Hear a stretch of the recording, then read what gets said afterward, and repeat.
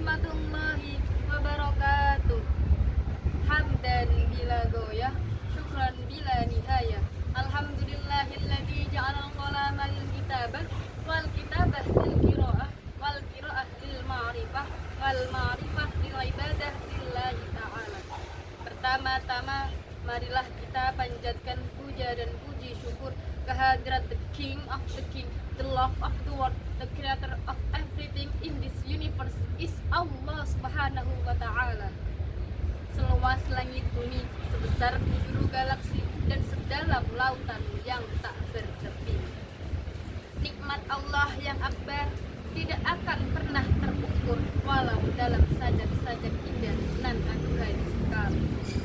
Salawat bermutiarakan salam, semoga tercurah limpahkan kepada junjungan kita, pada baginda Rasulullah Muhammad sallallahu alaihi wasallam yang telah membawa kita dari fata morgana menuju keabadian yang nyata.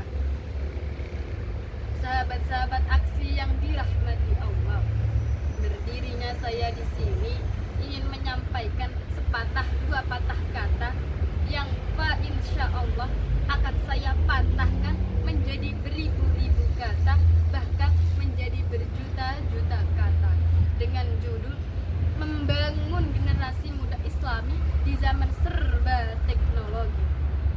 Sahabat-sahabat aksi yang dirahmati Allah, sebelumnya saya ingin mengutip sedikit tentang santri masa kini.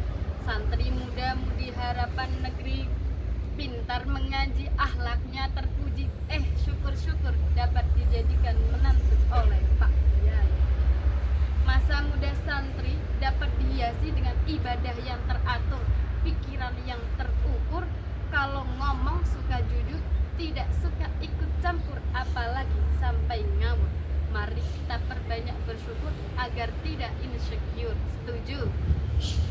Sahabat-sahabat aksi yang dirahmati Allah, kita sebagai generasi muda yang menjadi harapan bangsa, harapan agama, harapan orang tua, dan bahkan menjadi harapan mertua, kita harus gunakan masa muda kita dengan sebaik-baiknya.